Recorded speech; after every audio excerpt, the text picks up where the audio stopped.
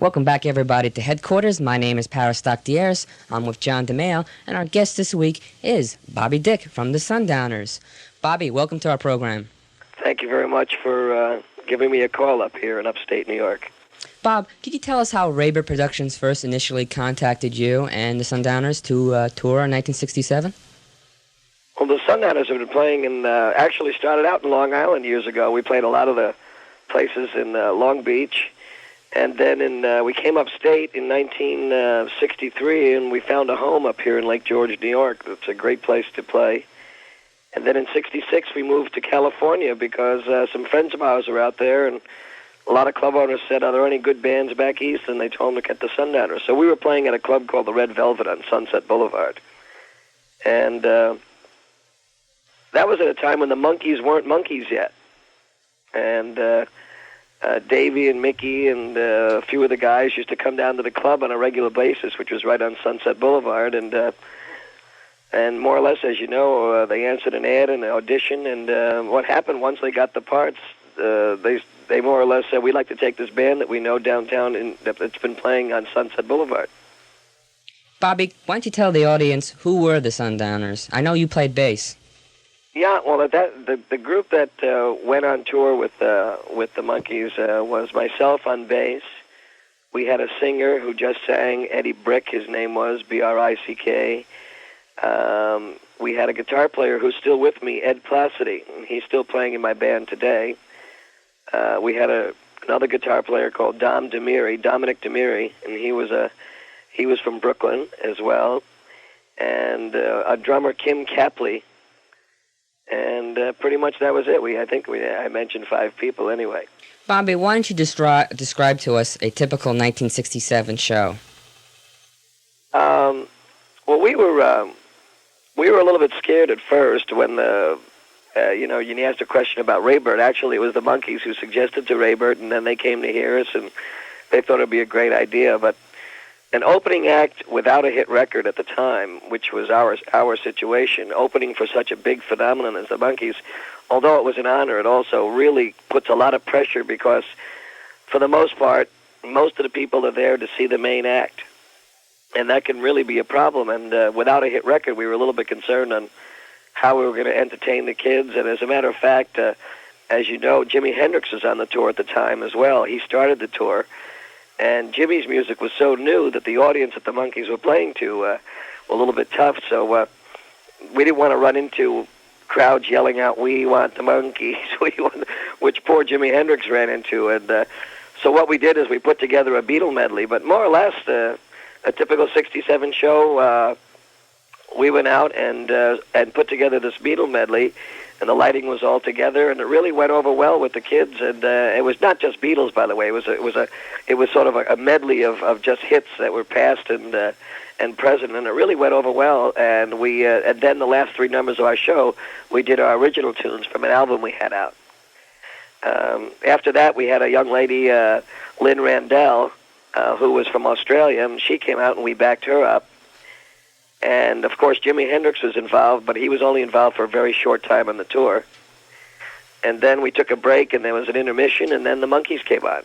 So it was really pretty exciting. By the end of the 1967 tour, how much notoriety had the Sundowners acquired? We had gotten a lot of notoriety, and the problem was we had recorded a song, and we opened for The Who and Herman's Hermits at the Anaheim Convention Center. We were opening for Ike and Tina Turner, and Ike and Tina Turner were good friends of ours.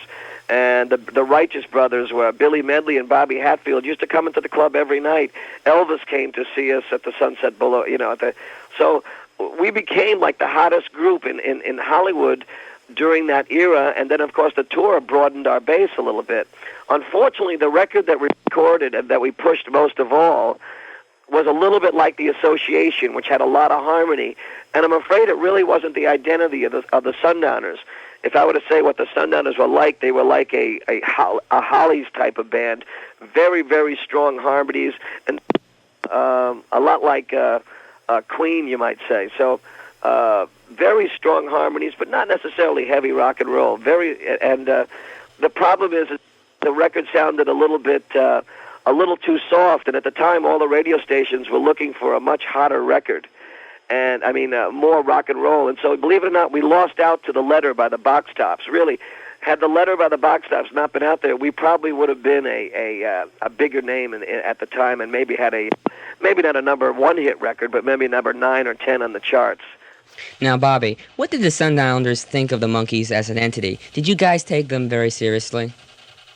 Well, to a certain degree, any if you were all striving for success and you're striving to be recognized, regardless of how you get there, it is even whether it be by luck or talent, anybody that gets there should be awarded a certain amount of respect, because you also have to think about all the people that don't get there, regardless of the reasons as to why they didn't get there. They just didn't get there. And so we liked them because they didn't forget their friends, and we took them very seriously because when they did become big time, they didn't forget us. In other words, they said, let's go back and get our buddies that were friends of ours before we were Monkees, when we were just people looking for a job. And sort of, in other words, at that particular time, they were all out doing very much the same thing we were doing. We were going to auditions and things like that. Of course, we had our own group, so we were doing it, and we weren't actors per se. So obviously, we never answered the ad in Variety magazine or whatever the case may be. So you have to give them a certain amount of respect. Now, Bobby, did the Monkees actually play on all their instruments, on all their songs, or were you guys hidden behind a curtain and they were just, faking it? No. We only backed them up in the show on 3 different numbers, and that was the 3 solo spots. But during the entire 67 Monkee tour, the Monkees played their own music. There were no curtains. There were no... we were in the audience and cheering, or we were getting ready, or we were just, of course, we had opened, of course. So the only thing we had to do was wait for them to do their solo spots. What did you think of those solo spots, musically speaking? Because they weren't particularly pop, like Mike Nesmith would do, You Can't Judge a Book by Its Cover, and Mickey Dolenz would do a great rendition of a James Brown song, I Got a Woman. Yeah. Well, and Davy Jones, of course, did Gonna Build a Mountain, which was a old Anthony Dooley tune. I just think it was a chance for them to do something a little bit different, as opposed to doing their Pop 40 records. Mike came out, as you know, with a handful of maracas, and so that was a fun thing. And Davy, of course, showed his what you might call his cabaret ability by doing a relatively straight rendition of "Gonna Build a Mountain," and of course, Mickey did "I Got a Woman," which is a great rock and roll tune, and he sort of, he really excited the crowd. So I thought it was great. And of course, Peter played banjo by himself, and Peter was quite an accomplished musician and played a heck of a banjo. So I thought it was just a chance for them not to worry about having to play, because as you know, on their records and things like that, they don't have to play as much. You use studio musicians in many cases, as you know, even today, actually, many rock and roll bands, they always bring in outside musicians, or a lot of bands do, to help the record. And what's wrong with getting great talent? You're trying to create great music. If you feel there's a great guitar player out there that might be able to play the part better than you, are you being a hypocrite by going out and getting someone who might do the job a little bit better? I don't think so. Now, Bobby, did you get a chance to meet Jimi Hendrix and get to know him? Oh, I did. At the time, to be quite honest with you, our band was more top 40 oriented, and Jimmy was a pretty wild guy in his time. The Monkees were all cute, wearing their red velvet suits, and the Sundowners, I guess you might call us somewhat mod, or what the style was today, but Jimmy had the hair and the earrings and the unusual outfit, but I got along real well with Mitch Mitchell and Noel Redding, who were his 2 band members, and of course Jimmy was always nice to us, I have to admit. Frankly, the first time we met Jimi Hendrix, we had already opened the show in Jacksonville, Florida, and it was had to be 119 degrees, because Jacksonville's hot anyway, but in the stadium, and I was sitting backstage, and I didn't know who Jimmy was exactly, and he said to me, he had heard our opening set, and he said, "Who was that band?" I said, he didn't even realize I was in the band. I said, "They're a band called the Sundowners." He said, "Well, they're good, I'll tell you." Hey, that's so it was kind of nice to get sort of a compliment. Later on the plane, on the private plane, Jimmy says, "Hey, man, you jabbing me." High praise, high praise. Now, Bobby, the band that opened up the brief Monkees 1966 tour, the Candy Store Prophets, they said that the noise from the crowd was so loud they could barely hear themselves playing. Was that true in '67 too? It's not. I guess, but by that time they had come a little bit further with perfecting the sound system. But I will say that the crowds were very enthusiastic, and also the Monkees were real entertainers. It was not just when they were playing music; they were fun. They were comical, and it was a little bit different approach to a concert scene. And the noise was incredible. It depends on the medium. But I remember Boston Garden, which was an incredible stadium, and it still is today. And the way the balconies are built, I remember that as being extremely loud. And of course, the Hollywood Bowl seemed awful loud because you're in that I'm not sure what it's called, but that backdrop of the stage in order to project the sound outward to give symphony concerts a great sound. Well, the crowd is backed into the side of a mountain, so to speak, and that's where the Hollywood Bowl actually comes from. It sort of turns into a bowl of the people on one side, on one side of the bowl, and the musicians on the other, and that seemed extremely loud. And of course, it was at a time when really there was a lot of innocence in rock and roll, and it was really pretty exciting. Now, Bobby, did Mickey really jump into the fountain at the Hollywood Bowl? Yes, he did. That was a great concert. It was the beginning of the tour, although they went on to England afterwards, and we didn't go to England with them at that particular time. But it was quite a show, and as I said, the Hollywood Bowl is an unusual and a great format to play in because it's just very unique, and it happened to be a gorgeous summer night in the 60s, and I didn't realize at the time because I was in the nucleus or the fulcrum of it all, but the summer of '67, as you know, on the public they've done a documentary called The Summer of Love, and I guess at the time, because I was in the middle of it and not on the outside looking in, I didn't realize what an important year the summer of '67 was in rock and roll history and just our life, at that particular time. Welcome back, everybody, to Headquarters, the only known radio show dedicated to the Monkees in America. I'm Paris Doctieres, along with John DeMeo, and our guest again is Bobby Dick from the Sundowners. Bobby, was there any problem playing in the southern cities, especially when Jimmy was part of the entourage? Well, to be quite honest with you, no. The problems that were starting to arise was in Detroit and things like that, where some of the riots were going on. We had to cancel, I think, 2 different concerts in Detroit, and we moved the concert from later in the evening to a day concert. Normally, all the concerts are in the evening, about 7 or 8 o'clock. But because of the problems that they had there in Detroit, we had to cancel a couple times and move the concert to the afternoon. But there really weren't any problems that I remember. And also, Jimmy really shouldn't have been booked for the tour, but again, the Monkees' friendships, they had seen Jimmy in England, I guess, when they were over there, and thought he would be a nice approach, but frankly, he was the wrong act, and he even realized that he was the wrong act. You got to remember, Purple Haze was not a hit yet. Purple Haze was like under the bubbling 100 on Billboard. So he was not a household name, and just, the people were looking for a Beatles-type, Monkees-type show, and Jimmy just didn't fit the bill. Bobby, since the Sundowners paid their dues in the small clubs and stuff, you could see the Monkees in a whole new light. That is, from the band's perspective. How'd they stack up as a live band compared to any other good live rock act? Well, obviously, Mickey sort of had to learn how to play drums. If you're asking me, would Mickey be a club drummer in a club band backing I don't think so. Okay, and I think Mickey would be the first one to tell you that.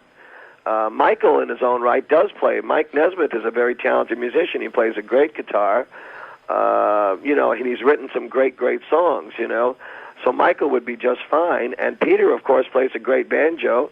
And Davey, to play bass, I'm sure he would be adequate. But no, he would. But to be quite honest, even in my case, I'm a good bass player. I am not a great bass player. Above all, I'm a singer. So what you have to say about Davey is a good actor and a good singer, and maybe he's just an average bass player, So no, they would not be the guys that we voted the hottest people in the music business by the jazz pole or something like that, or even by the pop pole. That would not be the case. But some people have strengths in other areas and weaknesses in other areas. If I were gonna, even I'm recording today, but when I record, I won't even play bass on my own record because I want to be in the control booth hearing what the thing is coming together like. So I would much rather maybe use a bass player who I knew was better than I am, more musically talented, and also would give me more creative control. Oh, Bobby, we'd love to hear some of your new recordings. Well, I'm working on it. The Sundowners had a lot of breaks. We were probably the hottest, without sounding egotistical. If you asked anybody from the summer of '67 in Hollywood, California, who the hottest club band was, we were the club band, and we opened a lot of people, and we headlined over the Strawberry Alarm Clock. We did a lot of things for a band that didn't have a hit record. We were lucky enough to have fans that said, I don't care if they don't have a hit record. These guys in person in a club without any extra musicians, any tapes, they can cut it. And so that's how the Sundowners got to the position that they got. And the fact that we missed a hit record was only a chance and an unfortunate situation. And as a matter of fact, we did have a pretty big hit on the West Coast, but we never got the East Coast. And without both coasts, it was a little bit difficult. So I've raised a family now. I have a son who just graduated college, and I'm not giving up because the business is in my blood. And so, my band is very successful in upstate New York. Well, congratulations to all that, your band and your son, Bobby. Well, I'm happy, and he's a good support for me. I also have a daughter, and we all met the Monkees down when they came to Saratoga to the Spa Performing Center. Davey got off the phone, and I haven't seen Davey in 18 years. And just to show you the kind of guy he was, he said, "Hello." And my mother cooked the lasagna for the Monkees out in Hollywood back in the 60s. And he said, so Davey said to my mother, "Hello, Mom, are we going to have some noodles today?" So it was like, even though we hadn't seen each other in 18, 19 years, he got us backstage passes. My daughter visited with him. And, my daughter used to say, "Oh, sure, Dad, you know the Monkees," because my daughter wasn't alive back then, of course.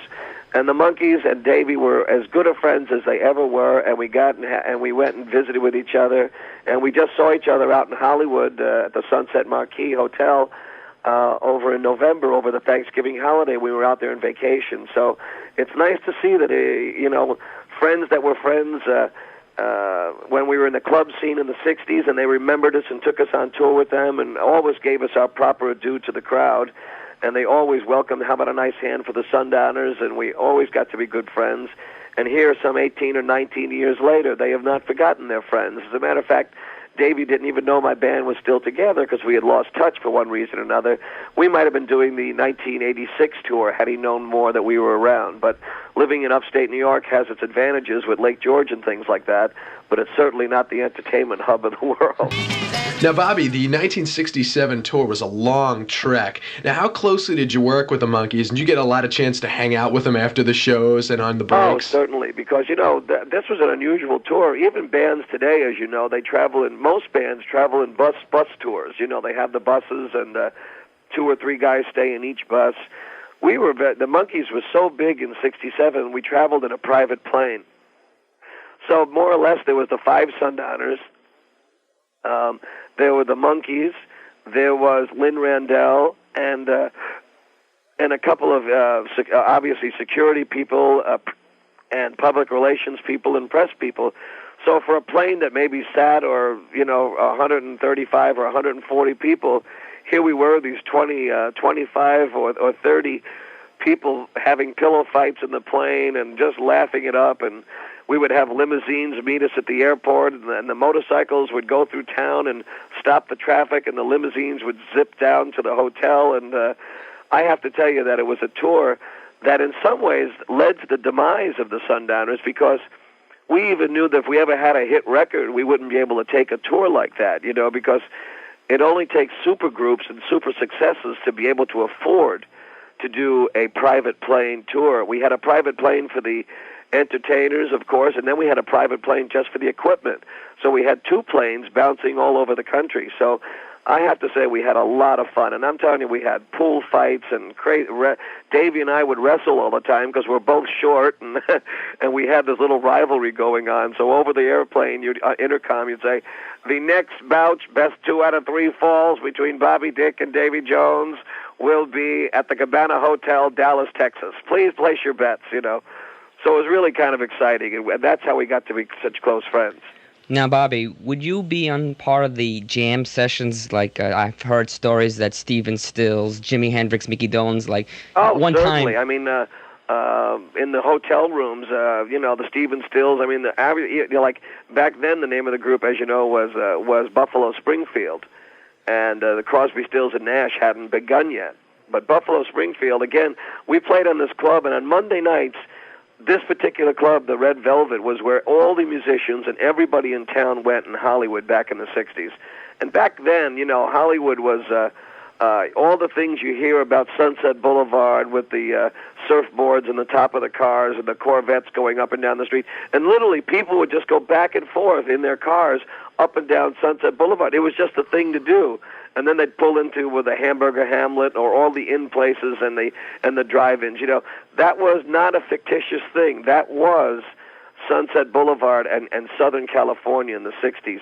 So all the musicians would come down, and we got to know them all. And so while we were on tour, they would always stop in, and there were all these jam sessions going on in motel rooms and things like that. And we'd have one little amp, and people would be singing, and so it was really kind of a nice thing. Musicians, as long as you're good, whether you have a hit record or not, people know if they respect your musical ability, they respect who you are. And there's just a mutual admiration society, and it's not phony, it's real. If you can cut the mustard, you're accepted. If you're a sham of some sort, or you're really, you know, like Chris Martez, you know, who couldn't sing, or things like that, then you have a problem. But as long as you're a quality musician, musicians respect other musicians. Bobby, from the 1967 tour, is there any one great, outstanding Monkee story you could share with us and the fans? Well, let me think. A great Monkee story. Oh, there were probably a lot of them. Trying to think. Well, yeah, one particular one was that we were going to be interviewed by a big, I think it was Go magazine or Teen Tiger Beat or one of the big teen magazines, and so the girl had come up to our room, but in the meantime, Davey and I had one of our little bouts of wrestling. So the girl came into the room, and the lamps and everything were all over the place. And Davey and I said, we'll have to be with her in a minute. And we continued wrestling. It must have been for 15 minutes. I don't know. It was just a thing that went on. I don't know what the heck it was, but it was a lot of fun. And she backed out of the room because things got a little crazy in there. But that was just one. But there were many, many great stories. It really was. I think another one was when we were in Jacksonville, Florida. That was where we all met. Jimi Hendrix flew in from England. The Monkees flew in from where they were, and we flew in from L.A. I think they also flew. So we all met in Jacksonville, and you know that Jacksonville is hot. Well, it was the first time we were on the tour, and the logistics, the mechanics of the tour, and leaving. You know, so we had done the concert. It ran a little bit late. The plane's air conditioning was not working because it was a chartered plane. It wasn't a regular flight. And we were waiting there for must be 2-3 hours, and I got to meet Jimi Hendrix and Mitch and the guy. We all got to know each other. It was sort of a meeting place, and we had to get the equipment on board. And the next time, of course, the next day, we had to rent the second plane because we were afraid of the weight factor of all the equipment and all the people on the plane was almost too heavy for the plane. So, but the next thing we know, after waiting all this time, and it had to be like 110 degrees in the plane, Mickey and Davey come in carrying the pilot, and the pilot's got a champagne glass and a champagne bottle in his hand, and they're carrying the pilot up to the cockpits to take them to take off. So we started drinking some more champagne and said, well, if we're going to go, we might as well have a good time.